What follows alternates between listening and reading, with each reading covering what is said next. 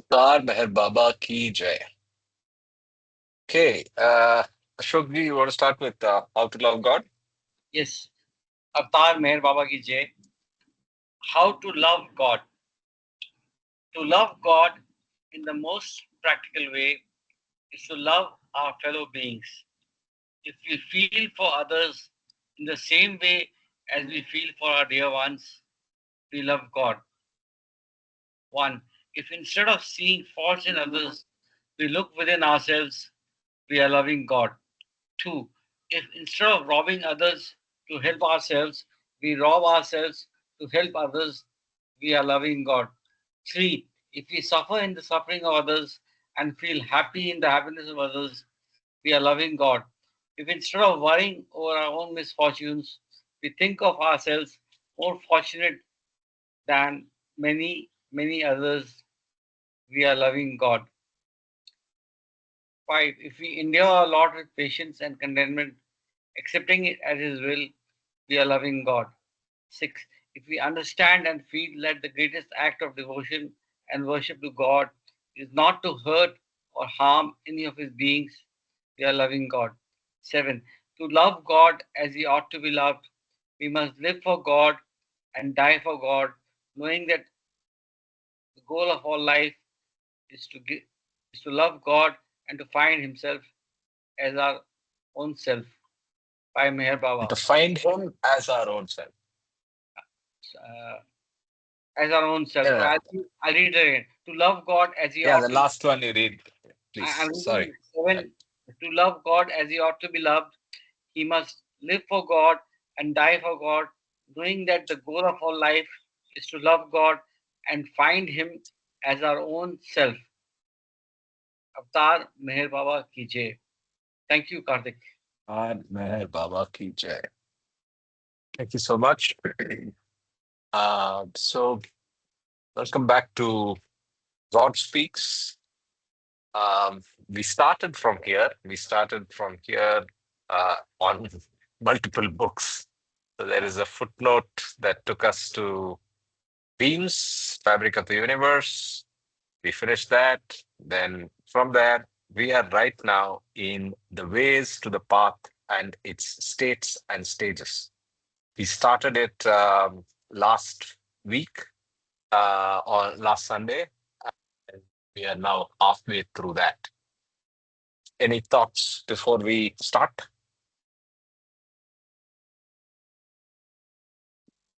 So, Jai if you Baba, recollect, yeah, it's a roadmap on our journey. It's a very good very good, roadmap on how to, progress on the path. absolutely. So, you can actually also take a look at. I shared a video last night, late last night, I think. Even in that, there's a mention of Listen Humanity by Bob Rossman, right? So he's talking about his coming to Baba story. By the way, the video I shared yesterday, the channel is famous for coming to Baba stories. So there's a lady called, I think her name is last name Woggle. Woggle runs a channel where she invites people to talk about their coming to Baba stories. So basically, the varied experiences that bring one to Baba's fold. So I like that channel, and yesterday's reference I shared because we were all so consumed by Myrtle Beach and the stories around Myrtle Beach, and he's someone who lived in Myrtle Beach and then came to Baba. He literally hitchhiked his way to Myrtle Beach. So it's a nice story. I thought I should share. Anyway, in this guidebook, and guidebook that's dear to Ashokji, Listen Humanity, we are right now in this chapter on the stages, and in the stages, the four stages that the Sufis talk about is the phase of the stages and states we are reading right now. We finished Shariat, I think. So let's try to pick it up from where we left off. Right, Ashok, is that? Yeah, tell me. Do you want me to read? Anything else you wanted to add? No, no, nothing else. It's just that it's a very simple, you know, a simple book, and it's good for understanding, for especially for people who come into the Bhava for the first time. It's a very simple text as compared to even discourses or God speaks. Yeah, perfect. Jai Baba. So we start with the page number 171. Avtar Meher Baba Ki Jai. Thus, in the truth consciousness of Hakikat, God knows himself as having infinite attributes, but he has no consciousness of the universe. In a few cases, consciousness of the universe returns to the God realized soul without in any way obscuring the totality of his divine knowledge. The first affirmation of God consciousness in the universe may be said to constitute the first journey of complete divine knowledge, known as Bakayat. Bakayat is this is the state of the Jivan Mukta. A more complete integration into activities in the world of duality is achieved by the perfect master in the state of Kutubiyat described below. So, how is a Jivan Mukta different? He he has the first affirmation of God consciousness in the universe. So he's also creation conscious. Is that a good way to understand that?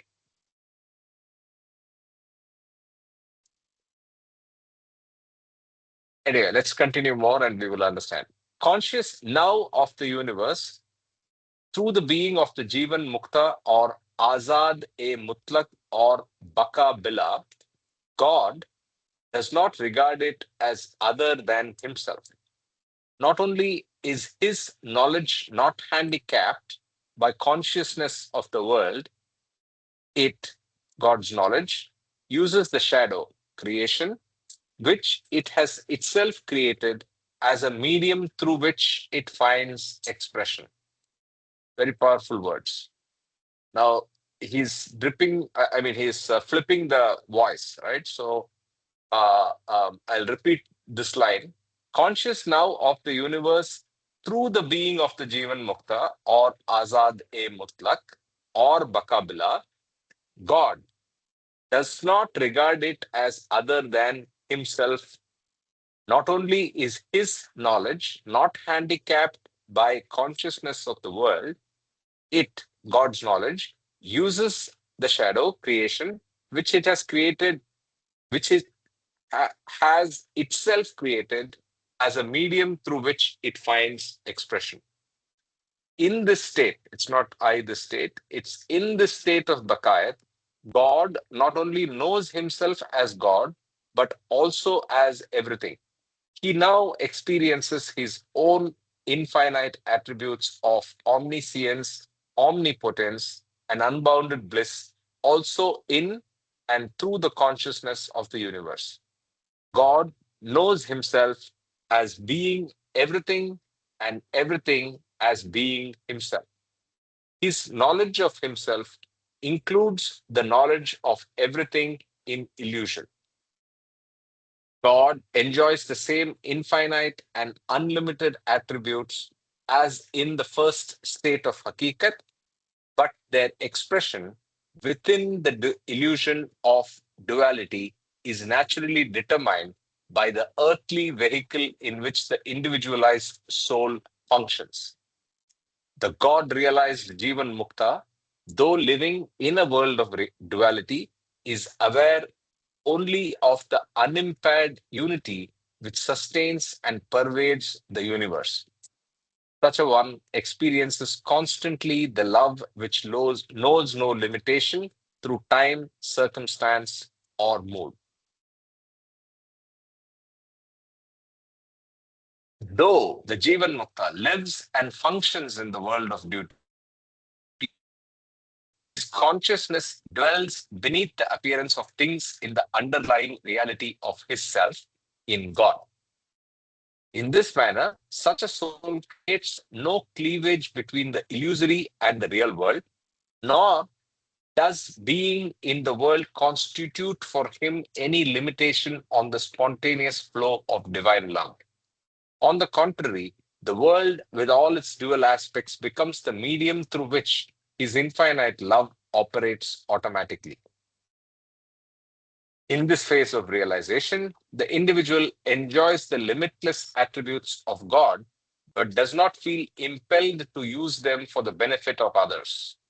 He has become fully conscious of his impersonal divinity, which automatically permeates and controls all aspects of the universe, and therefore he does not feel moved to intervene in the affairs of the world. So that's the big difference between Bakayat or Jivan Mukta and Perfect Master. Perfect Master has duty. Jivan Mukta in the state of Bakayat does not have duty. He does not feel moved to intervene in the affairs of the world, but he enjoys the state. He is also enjoying all the aspects of duality. That is, he is in illusion, but he is completely in the state of knowledge, power, and bliss. I pause for any other comments.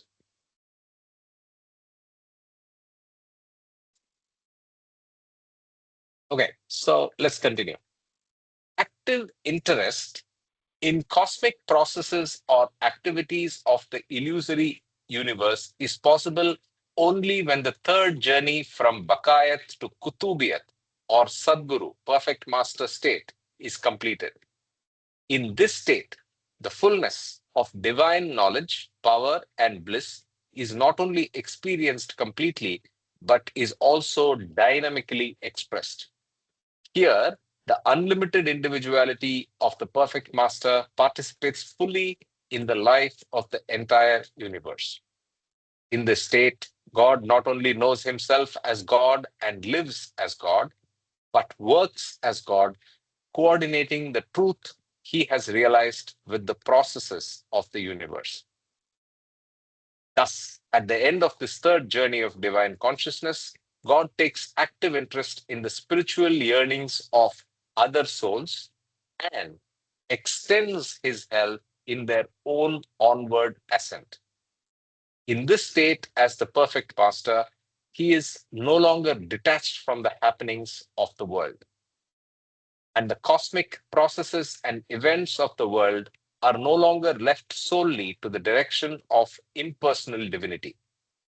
God himself has become a person who is simultaneously fully divine and fully human, and he takes under his personal and conscious supervision the groping, struggling life streams within the universe. The Kutubiyat or Sadguru state, perfect masterhood, is truly a state of personal godhood. His omniscience and unlimited love impel the Kutub or Sadguru to use his unlimited power freely for the spiritual benefit of all who deserve his grace. He goes halfway to meet aspiring souls and he accentuates their progress, communicating to them his boundless, overflowing love to the extent that they are capable of receiving it. This is a state in which God offers himself to himself in measureless abundance in and through the universe of duality. Throughout his expression of personal interest in the life of the universe, the Sadguru never becomes entangled in duality.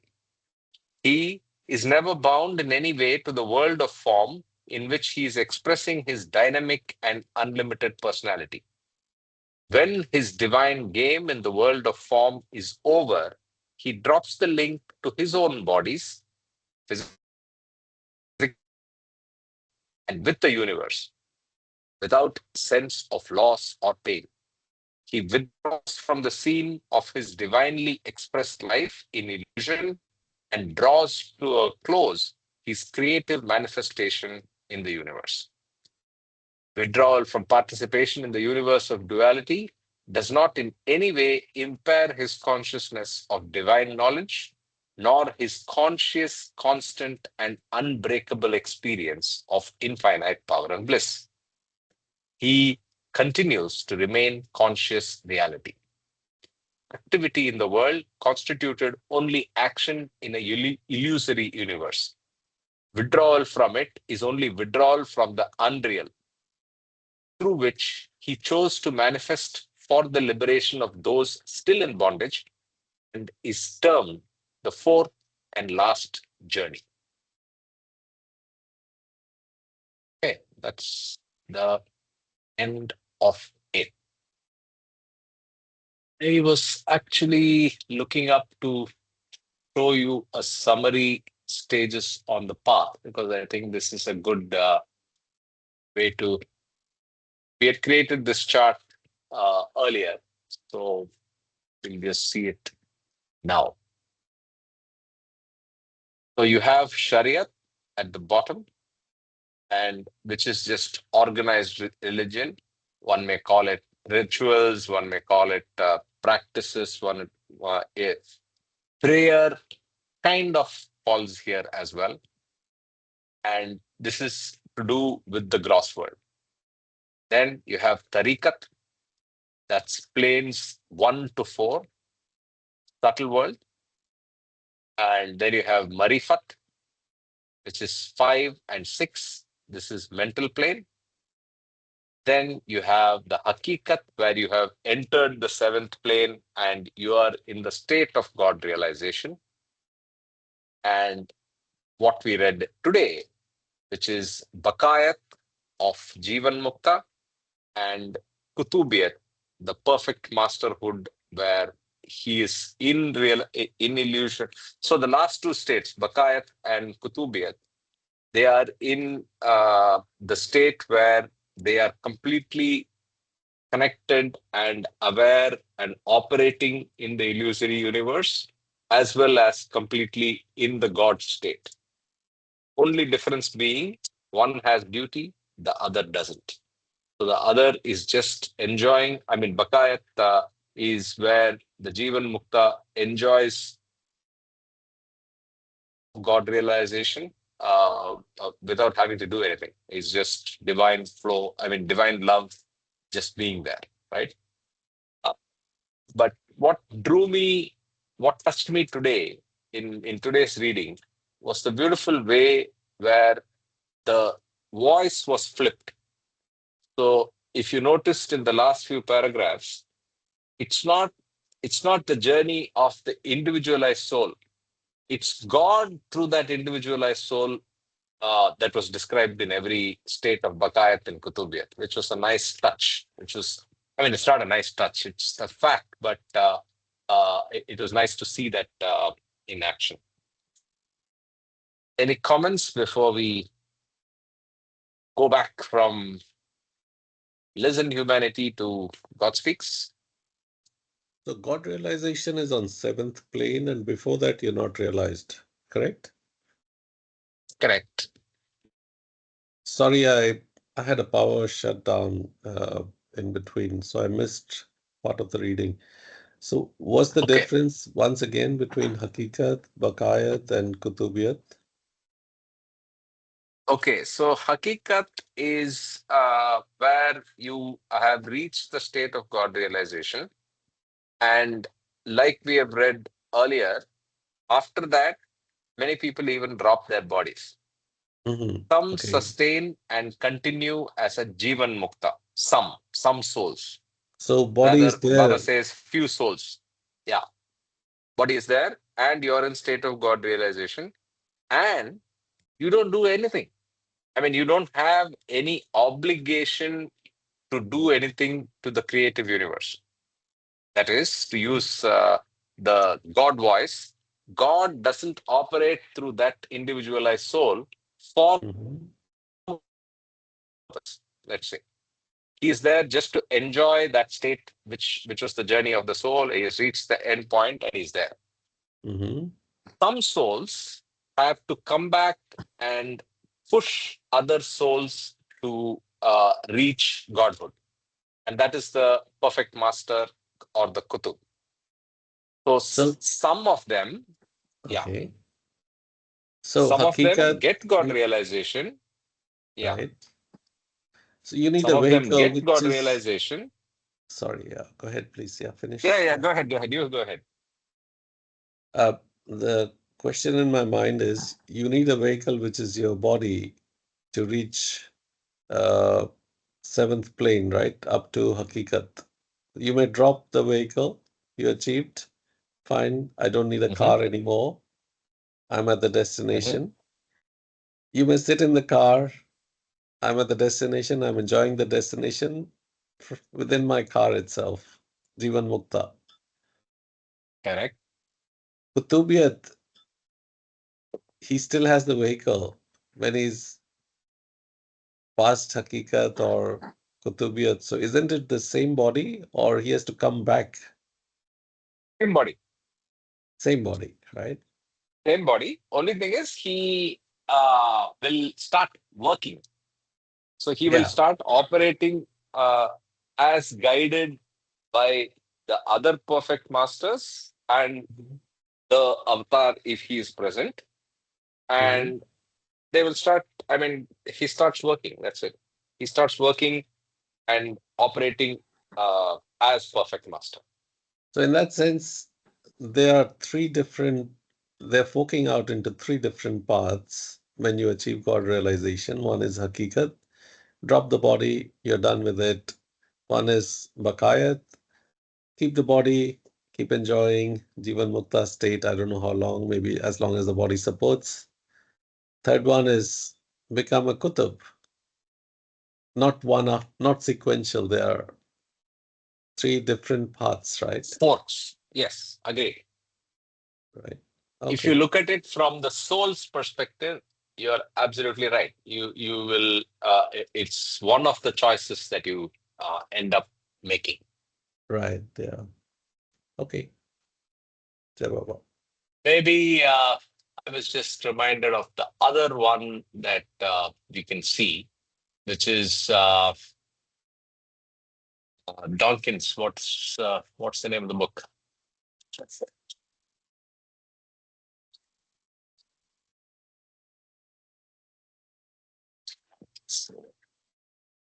Wayfarers. Let me just get that other presentation. 1 second. Sure. Yeah. Wayfarers.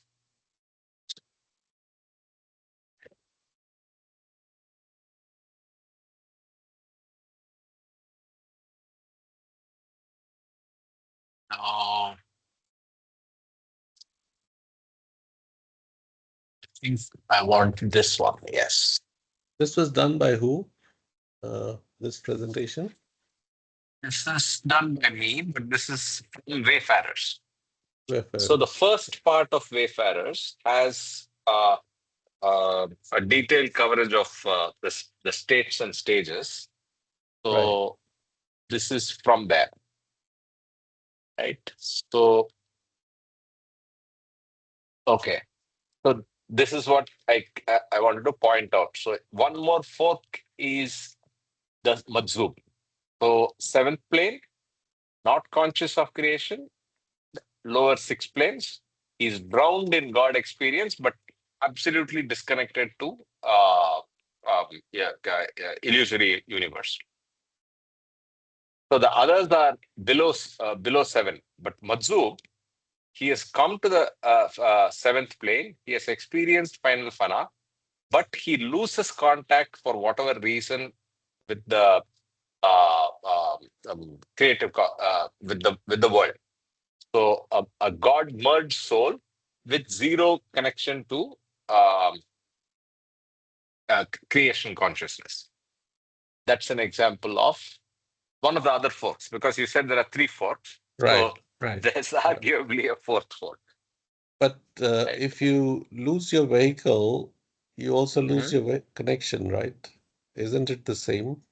If you lose, If you if lose your you body, lose your vehicle, go ahead. if you lose your Vehicle is body, there, I suppose. In the Mazoob state, the vehicle, the body remains. Yes. But I think steering is unlocked or whatever, it is disconnected. So he's not doing anything with the body. It just pulls along with his mental and subtle bodies. Tesla हो गया, auto pilot में जा रहा है. autopilot. Yes. But wait, show the previous presentations, flip between the two. Sure. Okay. I can't, no, it's blank right now. Yeah. Yeah. Yeah. Hakikat is he dropped the body. Bakayat is he's Hakikat, having, no, hold on. yeah, Hakikat is a state. So you it's a experience state. the state, and it's not necessary that the forking happens after Hakikat. So After these are Hakikat. states. Okay. Tariyat, Tarikat, Marifat, Hakikat are state. So Okay. after Hakikat, one may just drop the body or Right. get into or become a Majzub. That is, Mhm. Hakikat will take you to Majzubiyat, and that's it. You need help from the perfect master or the universal hierarchy to push you further, or even make you harmlessly drop the body or whatever. Right. So you need help. That is one option. Second is you are dealing as a Jivan Mukta, and the third is you become a perfect master. Now there is other souls as well. So again, Baba has Isn't said this my question is, isn't Jivan Mukta same as what you explained in the other PowerPoint? The guy Majzub. still, yeah. What's the No, difference? so Even yeah, Muktas are conscious of the bodies. You will not even get to realize that he is using. That's what my understanding is. Even Muktas are very, very normal living people who are conscious of their bodies and actions that they do. Whereas Mahzooks are lost souls, lost kind of people actually. So they don't care of their bodies. They are always in the bliss state, seeing God eye to eye, face to and face. let's go back to that, please, because all these whatever words you see here are straight from Donkin and approved by Baba, right? So I have not used my language here. So if you see this, uh, drowned in God experiences, drowned in God, pause, experiences infinite power, knowledge, and bliss. So he's just lost connection with universe, right? Whereas the in Bakayat, in the case of the Where, where Jivan do you Mukta, where do you see lost connection with universe? He's experiencing infinite power, knowledge, and bliss. Power over what? Knowledge of maybe realization, bliss, okay, understood. But I I don't see that he's lost connection with the universe. Drowned No, in it God, is says understood. not conscious of the creation. Okay. no, Not but that's conscious of not mentioned creation here. because That's the his body is point. part of creation. So, Uh, and the examples that we read of the Mazooks point to this, Okay. not having world and body consciousness. Not conscious of creation. Yeah. Okay.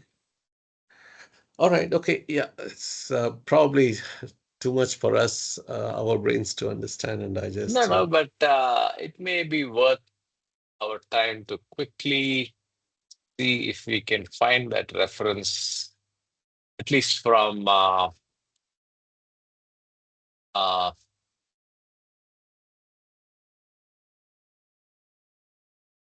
In a rough summarization, these stages are different phases in the realized phase, seventh plane and beyond. So only thing is, some, as if I am correct, some souls experience the bliss and then drop their body within 3 or 4 days or 5 days of this achieving this phase. So that is the first aspect what we saw. There are some souls which live, but not with much of consciousness of the surroundings. So they don't have functionalities towards the creation.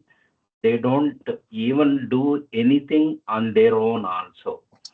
So they then a few of them are destined to have a functionality towards the creation, and then they become the masters, perfect masters. So they have these two stages, they have a length of living in this world. So the body is retained and then goes on living for a longer period, and they drop their body later. And the other aspect, what we can link here is the 56 souls which are explained. God realized. So they come under this group. Yes. All of this. All of this. So we forgot one more thing. Not forgot. I want to confuse you further. Yeah. Apart from Madzub, which we came for here, there is also the category of the Paramahamsa. Now, what is a Paramahamsa? The Paramahamsa is, he flits, I think it's covered here. Paramahamsa flits like a bird. He goes back and forth between creation and godhood. Anyway, first things first. I am now in Wayfarer's Sunil. Yeah. This is where I used the reference to create that slide. So my bad, but Baba is very clear. It says in the first part, which is God merged, he is not conscious of the finite universe, of his physical body, or of the lower six planes. He is simply conscious of himself as God. So that's the state of Madzub. So I was right in the oral explanation, but in the text, I should add the fact that he is not conscious as a Madzub. Okay. Right? So that, if you refer to chart 11, they have mentioned that after God realization, you become a Brahmibhut, that's you totally divinely absorbed, then you become a Paramahamsa, divine Superman, then Jivan Mukta, what they call as a Salik, a Kamil, and then Salik, a Akmal, and then you become the Avatar. So I think there are various stages after God realization. yes. No, so there's quite a bit of stuff going on. You're absolutely right. So that's what I was going to say. It's not without reason that we have this chart. If you come to chart 11, it will throw more light. Yeah. You see, exactly. After God realization, sorry, come on the second part. Yeah. See, the on the left, you have, if you expand that, on the left, okay. The full view page. Yeah. See, you have, after God realization, you become a Brahmibhut, you are divinely absorbed, and then you have Paramahamsa, Jivan Mukta, and then you have Turiya Avastha, and then Jivan Mukta, and then Karthik, can you point out? I am not getting here, Ma. Here. Yes. Okay. Can you see my cursor? Yeah, divinely absorbed, Brahmibhut, yes, Paramahamsa, Jivan Mukta. I think that will throw that this is a. I mean, this might. No, but this may not be sequential. It's not sequential. It's all forks. It is not with an arrow that you have to pass through all this. That's why I'm not sure. No, you're absolutely right. So to use Sunil's language, it's forking. They are all choices. Baba has created variety everywhere, you see. So even in the creation, there is so much of variety. Even here, there is so much. Even in the journeys, there is variety. And it's all determined by sanskaras. And you get the help you need and deserve as you go through these phases. But I think, thanks for bringing me here, bringing us here, Ashokji. This sets bigger, broader context. Yeah.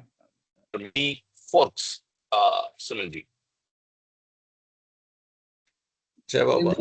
When Baba has led me to this. When we were discussing, I was wondering how to come out of this questions and counter questions, and so I think whenever we have a doubt, we can go to this. Absolutely. So basically, in there is one little bone of contention. So Sorry? is this in 7? No. Is this in 7 or beyond 7? But I don't want to fight it. No, this is Okay. beyond. I don't want to No, further confuse. What is that? No. This Pramibhut Paramahansa Jivan Mukta is in the 7th plane. It's if you go on the left hand side, there are the numbers of the planes on the left hand side. If you just come down a bit. No. I understand. 6, 5, 6, 7, and then 7. I Yes. agree. But I have a question. So God in the beyond state is not in 7, right? But if you go left, the lines seem to suggest that 7 includes God in the beyond, and the beyond state. So I don't know. Maybe I we need. think the way we read earlier, it's beyond 7th. Correct. That's what. God. And even there are other charts. So if you go to this chart, that is the other chart. So yeah, right here, right? So 7th, and then above that is God. not this. No, that's only God. Where is beyond God? Yeah. So so if you have beyond God, here there are no levels, but I'm trying to see a reference which says beyond 7 is 1 shot 2, 7th plane. Yeah, see here, Paramatma and Paratpar Parabrahma. So Paratpar Parabrahma is beyond, right? And so that's beyond 7 at least, the way it's described here. And yeah. Anyway, so unfortunately, though this is a seminal work, there is no commentary. Maybe there is some commentary or book written post Ludwig, but let's not forget, this is also approved by Baba, Ludwig's chart. Yeah, there it is. It says right here, mapped by Ludwig Dimple as approved by Mayor Baba. Right. So anyway, so I think if we are a little more clearer than where we were 1 hour back, good. If not, keep trying. Yes. If I may add a few words here. Please. There is no beyond stage for 7th. There are varieties in the 7. So the different souls which experience God realization can be varied ways. So only thing is, those in the perfect masters, they come back to double conscious state, that is the divine 7th plane state, plus the creation consciousness. Otherwise, all are in the God realized state, 7th plane. So the plane is a single one, but the experiences had by different souls, depending on their, say, sanskaras or lack of sanskaras and all that. So the different souls experience differently. That is my idea. Otherwise, it would have been explained as a state beyond the 7th plane. So only one aspect is the perfect masters come back to creation consciousness. So they have a play of, say, they can be in any plane, say plane 1 to 6, or come back to only 7. So creation consciousness plus the divine state. So that is how I see all the different aspects of what we see in the varieties explained in the 7th plane are all the capabilities of each soul to experience that depends on their, say, basic concept, basic characteristic. That is the what we call sanskaras or lack of sanskaras in that phase. Maybe that's how I make a assumption here. Jai Baba. Jay Baba, I think a good idea would be to print all the charts and then correlate, because Because if you see the chart also, what is displayed now, the whole area is seventh plane, state of reality. Correct. There is no stage beyond that. Correct. Correct. Very rightly said, Mamaji. But what I'm saying is that for better clarity and absorption, we'll have to print all the charts and put Yes. it on a wall and then correlate and read, because Yes. it is complex. It is not easy. It's, at least for me, I'm still on the path of learning, so we have to again revisit and correlate. So it is complex, and a very good question raised by Sunil. So I mean, As always. as always, yes. Because all these charts with, say, direction symbols or upward, downward movement symbols, and also the stepwise going up, gives a impression to us that it is another stage. It's another stage, one beyond, one above that. All these ideas, but all this explained in the seventh plane. So the different souls experience differently the aspects, different aspects in the seventh plane. That is why we have so many explanations. Those and only thing is next level. If you want to call it as a next level, it is only the Sadguru stage where they can experience both the lower planes and also the seventh plane. It is not a beyond stage. It is also seventh plane, but can come back to other lower planes also. So that is, they have the dual capacity there.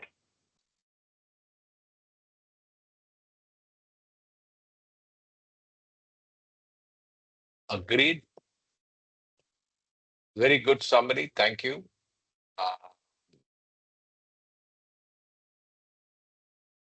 So let's get back to God Speaks then, if everybody's okay.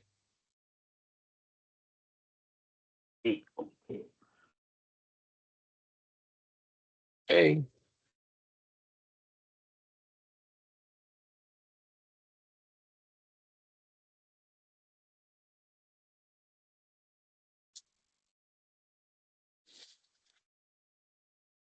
Okay. So with that, we get to part 8, which is the next chapter, the beyond state of God, the first urge and the cycle of evolution and involution of consciousness. So if you've heard if you remember from our past readings, the journey of the soul is described in 2 passes, 2 rounds, right? So this is part 8 is the second round. So we are actually, if you remember the first chapter, first page, he starts with the urge and the definition of soul and how the journey progresses. We ended with the states in the previous chapter. Now we again start with the beyond state of God, the urge and the cycle of evolution. So this has been, of course, discussed by many as why is there a repetition? But obviously, Baba has a divine purpose for that. I'm sure there are 2 passes, right? So you go through 2 cycles of understanding in the book. Okay. Any other thoughts or questions before we start? Can I read? Oh yeah, sure. Go ahead. Part 8, yeah. Part 8, the beyond state, sorry, the beyond state of God, the first urge, and the cycle of evolution and involution of consciousness.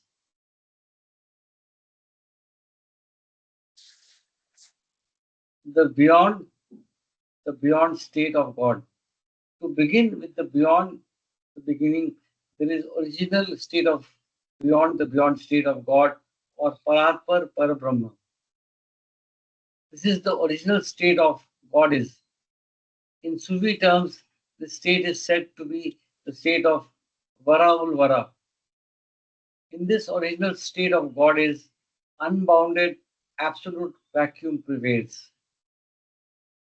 In this absolute vacuum, there is neither any manifestation of the conscious or unconscious state of God, nor is there manifestation of the consciousness or unconsciousness of God. Neither is there the unlimited I, the divine ego, or the universal ego, nor is there the limited I or the individual ego. Neither is there universal mind, nor is there limited mind. Neither is there unbounded energy, nor is there limited energy. Neither is there the universal body, the Mahakarna Sharir, nor is there the limited body. Neither are there universes, are there worlds. This is not even consciousness of either the consciousness, Maha Chaitanya, or the unconsciousness. So, this is actually the most purest state, is what comes to my mind. Purest or also latent, in the sense that Yes, it's, yeah, go ahead. correct. Apt word, leading. This state is absolutely the original, unbounded, absolute vacuum state of God.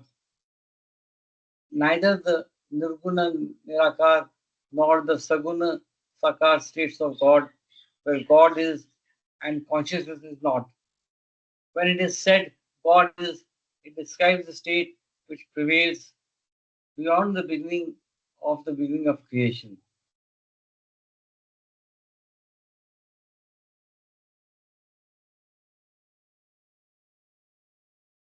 This state of God is also called the original divine sound sleep of God in the beyond state.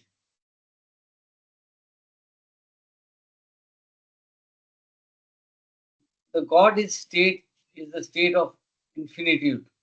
Infinitude by virtue of being infinite in everything. That is, everything is the nature of infinitude. Everything by virtue of being, everything embodies even nothing, or else everything can never mean everything. This nothing is latent in the everything, but nothing being literally nothing, the very beginning of being nothing is nothing at all.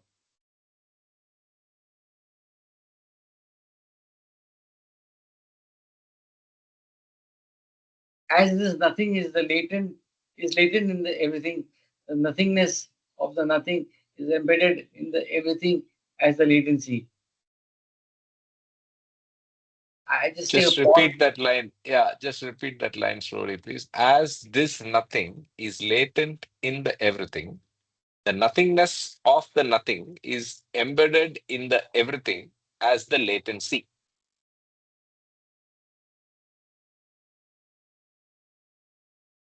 Yeah. Any comments? Thoughts? No, no, I think No, it's can clear. we, Just have, with this, can we say that nothing is latency? So it is yes. able to become everything, but it is not manifesting. So creation is capable, but it is not manifest at that stage. Um, Okay, I'm not sure of that.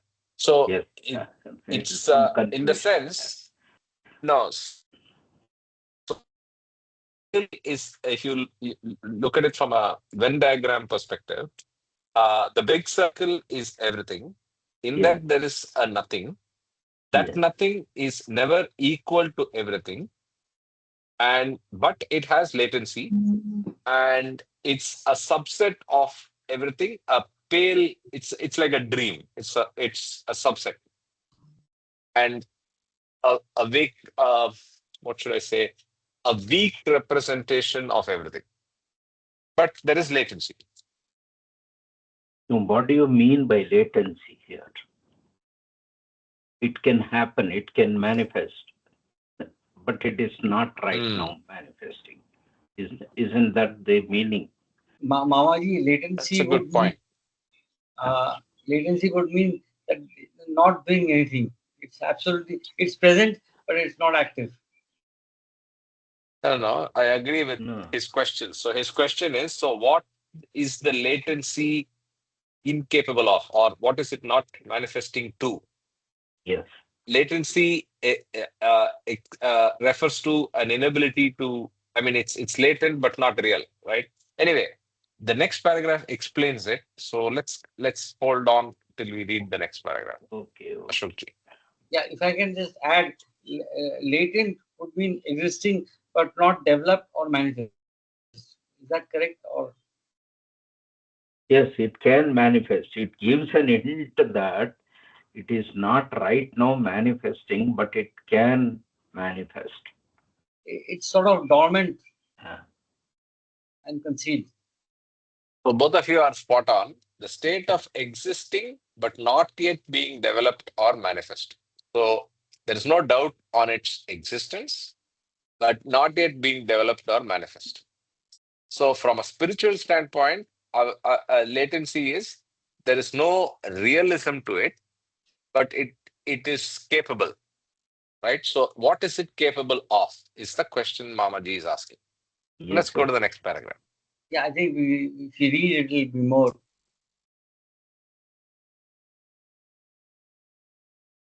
I just repeat this. As nothing is latent in everything, the nothingness of the nothing is embedded in everything as the latency. Thus, in the infinitude of God is state, all that is latent in the nature of infinity, which is everything, is the nothing.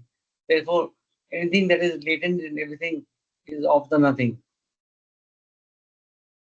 In short, except for the Read it again, please, slowly. Slowly.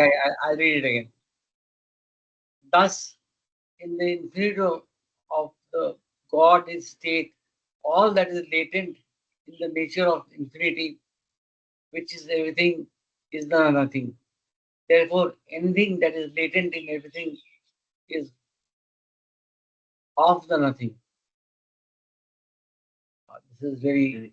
I will read the previous sentence with a stress which comes to my mind.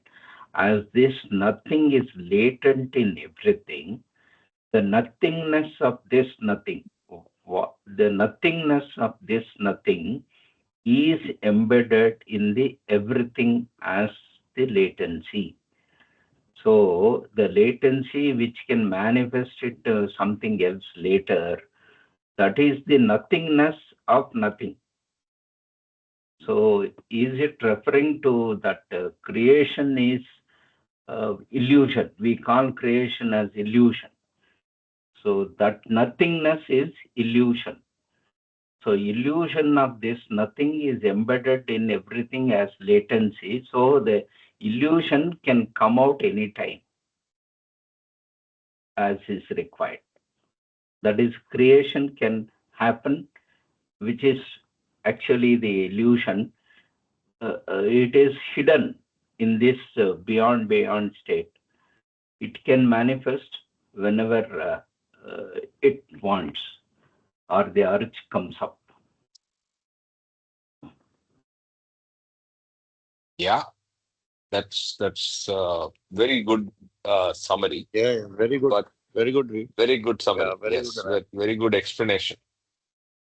So let's, but I'm still not very clear on the next paragraph. I mean, I didn't understand it, but your explanation, I agree. So, I mean, I like it. So with this Can you background, read the we next should one? read. The next paragraph, correct. Can I just read it again so that it is complex? Thus, in the infinite of the God is state, all that is latent in the nature of infinity, which is everything, is the nothing. Therefore, anything that is latent in everything is of the nothing. So, Karthik, when you said the idea of a Venn diagram, so everything is the universal thing, and in that included is nothing. Is it? Is that a good way of understanding this? Yes, yes. And nothing appears to be, after the creation happens, nothing appears to be everything. That's the whole, the bhas, as Bhav calls it, bhas, illusion. But yes.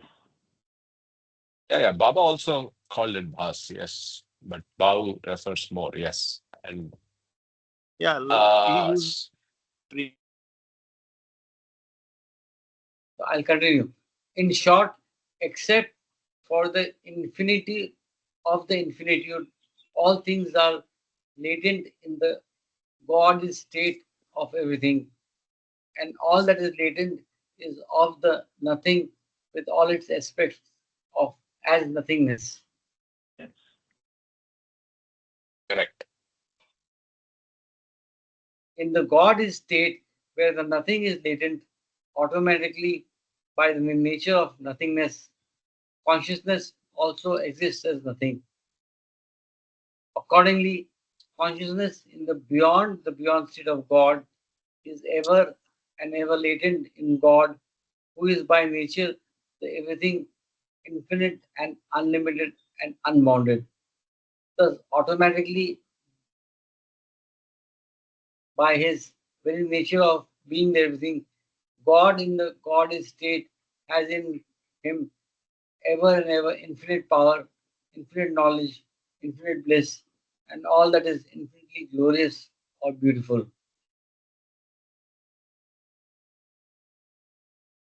This last sentence I can read once again, I think. Yes, I'll read again.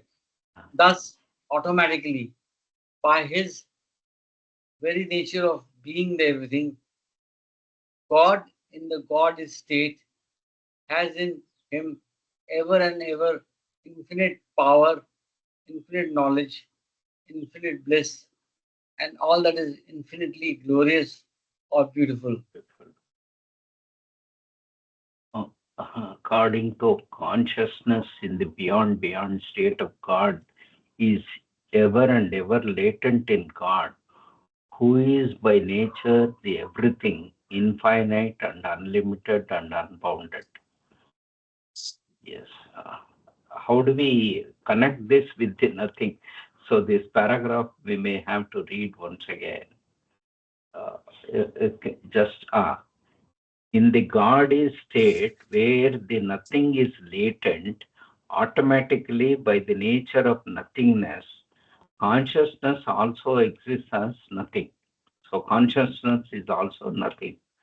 Accordingly, consciousness in the beyond state of God is ever and ever latent in God, who is by nature the everything, infinite and unlimited and unbounded.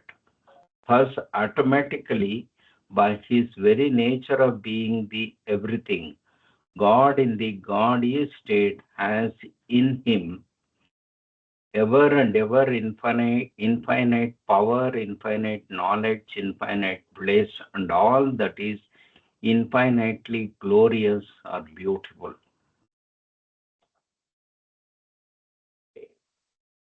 Yeah, it's clear. Jeva, if So I may it's add, all, it's a very simple thing. If you read the Parvatika prayer, it says that you are the trinity of truth, knowledge, and bliss. So if Yes. you draw a Venn diagram and what comes in the middle is God. I mean, if you draw three circles of truth, knowledge, and bliss, Yeah. I'm looking at it mathematically, but That could be a good way to understand this paragraph. That it is the Trinity of truth, knowledge, and bliss. No, with what I The said first earlier, part, what we Mamadi, the first discussed part is earlier, the, yeah, first yeah, part.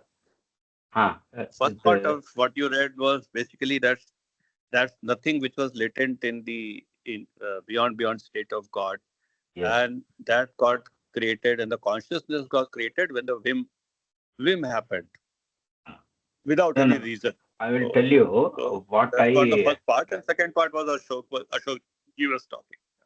no, when we stop at what we discussed earlier, the beyond state seems to be empty of everything. There seems to be nothing positive or nothing concrete there. But that is explained here. In the God is state where nothing is latent, because nothing is latent, it can manifest as creation, all the multitudes, but it is latent there. Automatically, by the nature of nothingness, consciousness also exists as nothing. So there is consciousness is also not there, and all the capability of illusion is also hidden there. So what else is there? That is explained below here. Accordingly, consciousness in the beyond state of God is ever and ever latent in God, who is by nature the everything, infinite and unlimited and unbounded. Thus, automatically, by his very nature of being the everything, God in the God state has in him ever and ever infinite power, infinite knowledge, infinite bliss, and all that is infinitely glorious or beautiful. So what is there in the beyond state? All these things are there, but it is not expressed as such. Because So we both had a negative consciousness impact as earlier, stating that Mhm. latency of nothing or nothingness. But beyond, with that, what else is there? There is all these characteristics of God, that is the power, knowledge, and bliss. But this is also hidden in the beyond state. That's how Yes, I may. yes. That gets expressed Perfect. only after the consciousness is grown. No, after the This whim. gets Because manifested, yeah, or these attributes are also latent in that state. No? yes, Correct. So Including it's the just nothing. a affirmation of all the things being intact in beyond also, but they are in a state of latency latency, unconscious. So they are not and the absence of consciousness. Correct. consciousness. Okay. Okay, Ashokji, slowly. Yeah, I'll read. Okay, Sorry. continue, I'll but slowly. Yes. read slowly. Yes. Yeah. Because God is the everything and the infinite, the opposite of the everything, which is nothing, must be most finite. I read again.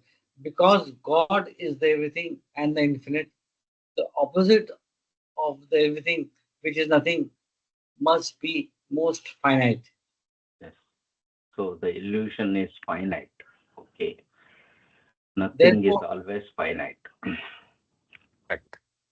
Maya, discourse 4, right? Beautifully, Yes. again, this is covered. Yes. Part 4 of Maya. Yeah.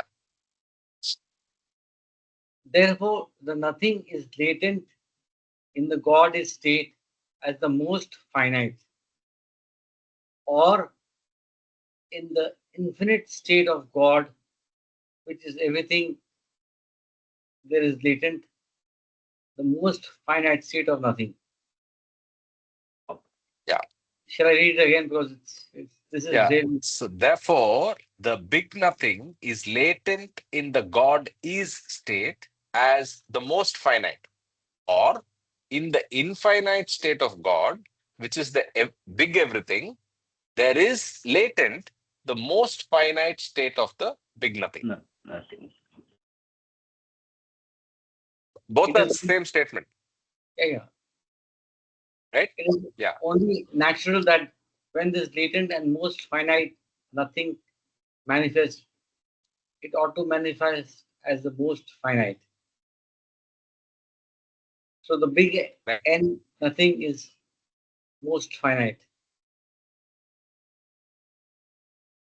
But it is a most paradoxical fact that when this most finite big N nothing manifests, its manifestation gradually expands ad infinitum. Infinite. The thing that gives infinity to this most finite big N nothing is God's own latent triune nature of infinite power, infinite knowledge, and infinite bliss, which by virtue of being the nature of God obviously pervades the infinitude of the Goddess state latently. Naturally, this infinite triune nature also envelops this most finite nothing, which when latent in the infinite of everything. So I think the trinity of the truth, the triune nature of knowledge, truth, and bliss is what is being mentioned here. Knowledge, power, and bliss. So Yeah. the key takeaway here is, so what I mean, this there can occur a question in one's mind as to, okay, so there is latency, there is nothing. What is the motivation for this creation to expand, the creation to go on expanding, right? What started as the home point, what is the reason for it to exist, or for us to see all of the creation that we see? The reason for that is the latent triune nature, which was also there in the God state. The triune nature being that of knowledge, power, and bliss. So that's the motivation, that's the energy, that's the power that makes sure that illusion becomes more and more pervasive and grows. Yes, that is the sustaining force which maintains or makes on Grows, grow growing this. the whole Yes, of yes. illusion or nothingness or the creation as such. Perfect. Perfect. That's the driving force. Home point. Therefore, when this most finite nothing becomes manifested as nothingness,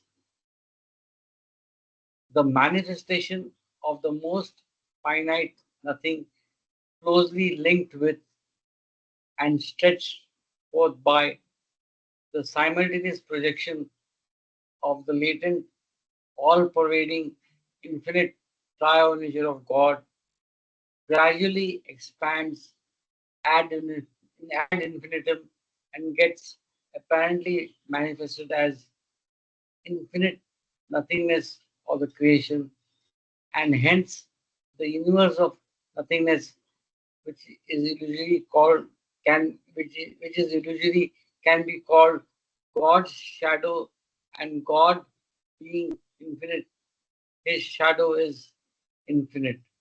Also infinite. Is also infinite. Sorry, his shadow is also infinite, and there is So a again, this is Maya discourse. Anyway, there is a footnote. the whole creation has come out And of I think just as a thought, I remember and I keep forgetting. Maybe we should make it a rule. So whenever we see, I mean, especially in this chapter, it makes it easier if we call uh, the uh, when we read aloud, or even when in our minds, when we see big and nothing, we call it big nothing, Yes. and big nothingness, because that makes it easier to understand, at least for me. So I think that's just a tip. If we read with big nothing and big nothingness, and big infinity, big everything makes it a little more easier for us to grab it. So in your head, I mean, in your mind space, big everything is God, and then there is the shadow of God, which is the big nothing. It's easier to I mean, it's semantics, right? It's very confusing when you hear the word everything and nothing so many times in a page. So Yes, I yes. I deal with it better with big everything and big nothing. That's a good suggestion. Yes. Yeah. So anyway, let's read the and so maybe if you can try to do that when you're reading. Yeah. Okay. The whole creation, big C, has come out of the big and nothing. Out of the big and nothing, two things have emerged: evolution and production. Out of the big and nothing, seven states of gas come into being. The seventh evolved state is hydrogen. Out of this seventh gaseous state, evolution and production came into being. Yeah, 1 minute, 1 minute. I think Yes, there yes. is one word which has come additional as production. Yes, yes. What is First time. evolution has happened is self-sustaining and it does produce itself. The hydrogen gas, as we see, there is a fusion and fission that keeps happening in the universe. That's the principle on which the sun works. The the the molecules core, what we call as, they keep adding and that creates the energy. From there, this production word needs to be marked up, and the rest of it we already know. The trees and the humans and whatever races, animals, plants, everything. Yeah, Baba. So the Very good production. point. Yes. So expanding what Yeah, Sanjay ji is has there's a told. procreation also given? It's not just one-time creation. Yes. The evolution is not just one-time creation. It has capability to keep evolving itself and sustain itself. Yeah, Baba. So it's a fair point, Sanjay ji. If I may add, then I think production here could also mean that hydrogen combines with oxygen and gives the water, which is the Yeah. which No, is that's the Yes, correct. evolution. See, So all his others will point is, follow. yeah, First, there is only hydrogen. So hydrogen to hydrogen also this is happening. Fission and so fusion of there's yeah. so the two things is a very key point is out of the big nothing, two things have emerged: evolution and production. So there is change and growth. So if you take another Correct. word for this, there is change. Change, matlab you go through all the forms, and then also growth. It has to become ad Yes. infinitum. So Yeah, because both that's are the very first good point. molecule. Yeah, Hmm, and then the new molecules come up and they interact among themselves, as Yes. Ashokji was saying, hydrogen and oxygen, and then many correct. all other minerals and everything on the planet. Yeah, Baba. Yes. This thus gives a very scientific background for Hmm, Yes. how things evolved initially from Yeah. energy to a initial gaseous state, Matter. and then Yeah. matter So with the combination molecule production, and then all the different right. aspects. Yes. So from energy to matter, and Ah, now Einstein made from matter to energy. It's yes. the reverse. Yes, yeah. yes.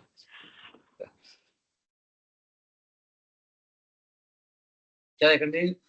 In short, Yes, Please. yes. when the most finite nothing gets projected as Hey, nothingness. where are you reading? No. You didn't Oh, finish no, the I'm not sure. footnote. In fact, read the footnote again if you want. Second paragraph. Second, Yes, you are not Yeah. read. Yeah. Yeah. But anyway, you read again if you want. Read the whole footnote again, please. yes. My bad. Sorry. Yeah. The whole creation has come out of nothing. Out of nothing, two things have emerged: evolution and production. Okay. Out of the nothing, seven states of gas came into being. The seventh evolved state is hydrogen. Out of this seventh gaseous state, evolution and production came into being. Creation can be reconciled with evolution because all is in the seven stages of production, seven stages of evolution, seven stages of involution. So it is said that God created the universe in 7 days from the nothing, most finite shadow and infinite shadow emerged simultaneously. That's last sentence is also powerful. From the nothing, most finite shadow, that is shadow of God. God is doing all this. And infinite shadow emerges simultaneously. That is the creation. So the background for the creation is the God force acting on the nothing creation. So I actually have a question around this. So what is finite shadow? Finite shadow is the existing Initial. micro macro cosmos, the whole creation. Okay, but that's also infinite. It goes on to thanks to the triune nature and what we read in the paragraph above, it becomes infinite shadow. So if we go here, Infinite means the whole of Finite the shadow, you shadow can is probably, also on infinite. a simplistic thing, shadows between the shadows,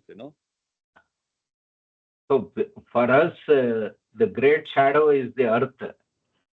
So when we open our eyes and see, we see the next level of, say, sun, sky, and all that, stars. So beyond that, we don't experience by way of our own faculties available. But now we know that there are multiple galaxies and all that. So that is the infinite shadow in the finite form. Yeah. Okay. Okay. Maybe not. Maybe. So I am tending to think that from the big nothing, most finite shadow and infinite shadow emerge simultaneously. So it's very clearly two things because it's very, and the fact that he has used the word simultaneously Okay. means that two things have come at the same time. So I don't know what the finite shadow is, but let's go back and see. Maybe there is. I take your point. Okay. Big nothing, finite shadow and infinite shadow emerged simultaneously. Okay, let's go back. Yeah, We, perhaps it's answered when we read the whole. yeah, exactly. I am hoping so too. So we start from here after the footnote. Yeah. When it manifests the nothing, which is most The big finite, nothing. No, When it manifests, the big nothing. Yeah. Which Sorry. is. I'll read again. When it manifests the big and nothing, which is most finite and latent in the big E everything, projects out from a most finite point in the big E everything, where the big and nothing as most finite is embodied. Shall I read again? Okay, I think this is the simultaneous. seem to be This adding is the some words which simultaneous are not point. written, Ashok. Sorry. You have to repeat It appears what you you're said, adding Sanjay ji. some words which are not written. Maybe just that's what I felt actually. Can you read it again? I'll read again. Yes, I'll read again.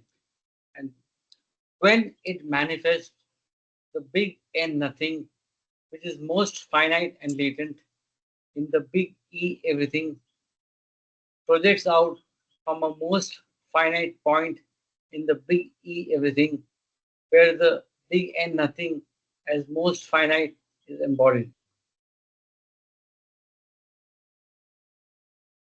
No, we need to, as we continue, we may get a link to understand. I think Next paragraph will clarify it. It's a very simple statement. It's just definition of where home point is. That's all. Yes. Just read the next paragraph, it will become clear. I think I'll read the next paragraph, and maybe till we read the whole content, uh, our questions will, you just hold on to your questions. Yes, yes. The most finite point from where the big and nothing projects out as big and nothingness is called the creation point, big C, or the Om point. I read again. This is Okay, very okay. important. Ashokji, don't say big N, big E, big O. I mean, that's creating kind of Okay, rhythmic. then The rhythm goes off okay, because you're seeing so on the you screen. Yeah. I just read again. One second. The most finite point from where the nothing projects out as nothingness is called the creation point or the Om point. This creation point is naturally also in the everything, which means in God, in the beyond state. Okay, you can go ahead. Go ahead. yeah. So the most finite nothing projects as the creation out of the infinite everything through the most finite creation point into the infinity of the infinitude of the God is state. In short, when the most finite nothing gets projected as nothingness to the most finite creation point, which is also in the infinity, pervaded by the infinite trio nature of God, the projection of the most finite nothingness, closely linked with and upheld by the all pervading infinite trio nature of God, gradually expands ad infinitum and manifests apparently as infinite nothingness or as infinite creation. So the simultaneous thing is answered now. I hope. Yes. Yes.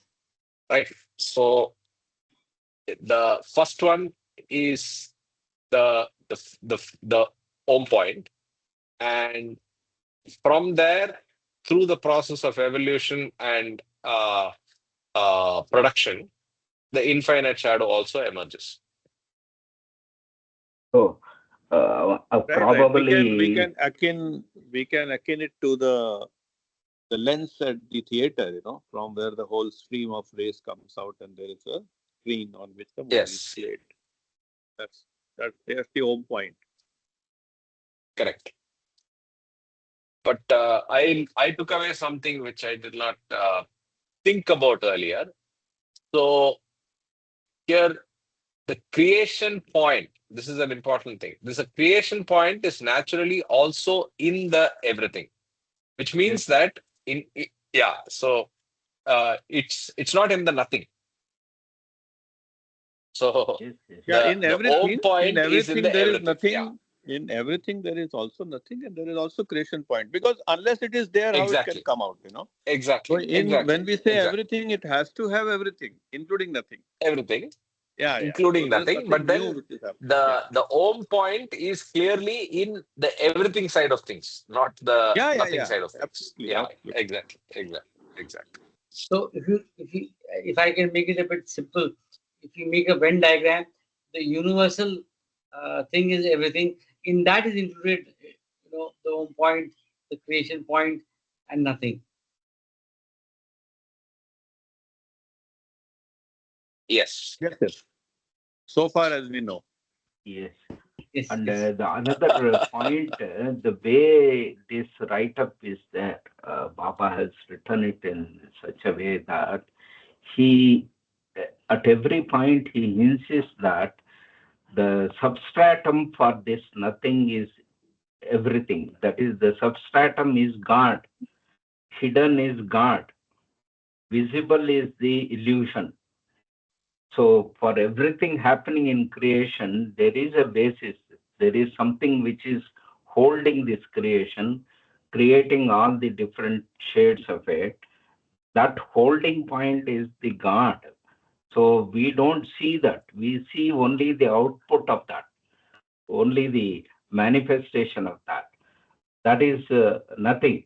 So that is what strikes me here. So he is impressing on that point. So it makes it clear that why we call the whole creation illusion. So this is the primary question comes in everyone's mind. What we see, you say it is false. So how do I agree on that? But there is a force behind all this which is making it to be seen like that. So if you realize that, then you realize what is making all these things sustain and then grow and then manifest in different ways, have the say the unique process of evolution. And then the second phase, what Baba is driving all of us who are reading this to the second phase of, say, the involution, which is never thought of earlier in science also. So that's what impresses me with what we are reading here. Jai Baba. Jai Baba, if I can add this concept of the uncaused cause, or Baba or God being the origin of everything, because there is always the cause and effect, but something which came in the beginning is the uncaused cause, or we can call it the universal force or beloved Baba. I mean, whichever way you want to listen, but scientifically it's the uncaused cause. Yeah. Can I continue reading? Yes. The whim or the head? Or maybe we can even pause because this Yes. section starts here and we are just down Yes, to yes. 3 minutes. So we'll pause here. Yeah, okay. That's Thank you, better. Karthik. Thank you, Karthik. Yeah. Thank you. Thank you for your reading and thank you for all the beautiful discussions. We had an amazing reading today. Yes. I hope everybody feels the same. Yes, yes. Each time we read, we are going into a little bit more of the ocean. Yeah. What we saw first time to what we are seeing in the next stage by stage, we are going into the depths. You're right, Mamaji. Each word of God speaks is an atom bomb. Yeah. As I was seeing that hydrogen thing, and then from hydrogen you make helium. that's the source of energy in the That's sun. this And then if point you never yeah, came the into our atomic table, mind. if you see, then there's lithium, Yes, then there's sodium, yes. which is comes into semi-metals, and then the final metals would come. Yeah. Yes. Evolution and production. Beautiful. And in my mind, one question is that why we should not use it as production and evolution? Why it is? Yeah, in the other order. Yeah, good question.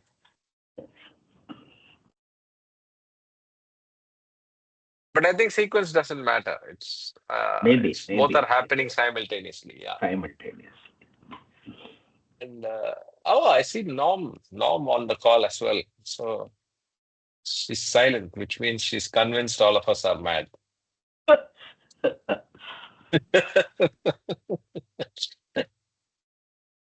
Jai Baba. Yeah, Baba. Yeah, I will Today stop the silent recording if means there are no more peace and questions. lot of thinking.